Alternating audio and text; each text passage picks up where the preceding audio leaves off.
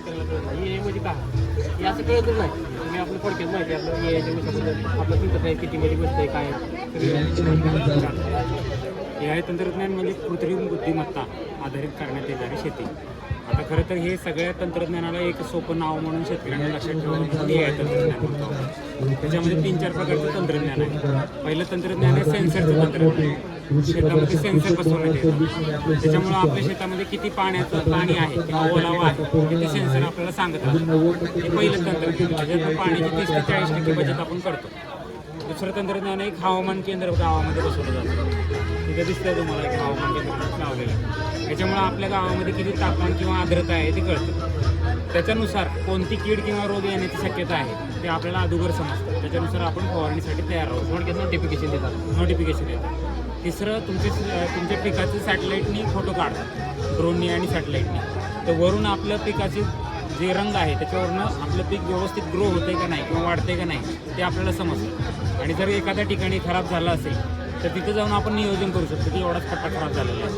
त्या फोटोग्राफमधून आपल्याला समजतं. ही सगळा जो डेटा गोळा होतो हे आपल्या मोबाईलवरती एक ॲप आहे कृषी ॲप म्हणून, कृषी विज्ञान केंद्र बारामती. ते ओपन केल्यानंतर आपल्याला हा दररोजचा डेटा आपल्याला स्वतःला बघायला येतो. आणि त्यानुसार तज्ज्ञाचं मार्गदर्शन आपल्याला येत राहतं की तुमच्या शेतात हा असा डेटा आहे, तुमच्या शेतात ही परिस्थिती आहे, त्यानुसार तुम्ही हे करणं गरजेचं आहे. वेळच्या वेळेला शास्त्रीय दृष्टिकोनातून तुम्ही पीक वाढवताय आणि कुठेही पिकाला ताण येत नाही. त्यामुळं पिकाची जोरात वाढ होते. हे कोणता औषध? ही 15006 आहे. इथं जर आपण ऑर्डर दिली तर आपण तुम्ही रोपाची व्यवस्था देतात ना. तुम्ही जर तिथं इथे रोप चिन्हांकन करण्यासाठी एक टेबल आहे. तुम्हाला ज्या व्हरायटीचं रोप आवडलेलं आहे त्याची जर नोंद केली तर त्याचा तुम्हाला पुरवठा केला जाईल. मात्र ते लगेच उपलब्ध नसतं, त्याला तयार करावं लागतं, त्याला वेळ लागतो. क्लायमेटनुसार म्हणजे आपल्याला अपडेट देतात. दररोज आपल्या शेताच्या परिस्थितीनुसार आपल्या शेतात काय कमी जास्ती आहे माती परीक्षण पण करणार घ्यायचं. मातीच्या परिस्थितीनुसार हवामानाच्या परिस्थितीनुसार तुम्हाला काय करणं गरजेचं आहे त्या शेतात. ही मेक जीवन म्हणजे किती हजारामध्ये शेतकऱ्याला आपल्या हे तंत्रज्ञान ही एकरावरती खर्च सांगू शकतो. पण एका शेतकऱ्याला 2.5 एकराचं मिनिमम करावं लागेल. 1 हेक्टर आणि 1 हेक्टर 2.5 एकराचं 25,000 रुपये वार्षिक भाडं आहे.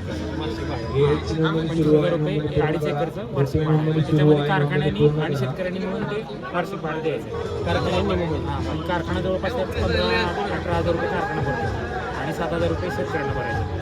अशा पद्धतीनं महाराष्ट्रामध्ये वसंतदादा शुगर इन्स्टिट्यूट जे आहे त्यांचे सभासद असलेले 100 कारखाने आहेत.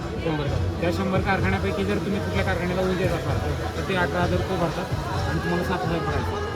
तसं बघायला गेलं तर 2.5 एकराला शेतकऱ्याला फक्त 7,000 रुपये खर्च करायचा. 7,000. आणि हे सगळे सेन्सर हवामान केंद्र तुमच्या गावात कृषी विज्ञान केंद्र बारामतीचे तज्ञ आणून बसवतात आणि तुम्हाला वेळच्या वेळी त्याची माहिती मिळतात. नंतर विजिट कधी का ऑनलाईन म्हणजे हे सेन्सर आणून बसवताना ते व्हिजिट करतात, तुम्हाला सगळं मार्गदर्शन करतात. आणि मग ॲपमध्ये वापरताना जर तुम्हाला काय अडचण आली तर तुम्हाला फोन नंबर वगैरे देतात. आणि यांचे जे प्रतिनिधी आहेत केंद्र बारामती ते सगळे क्षेत्रातील व्हिजिट करतात.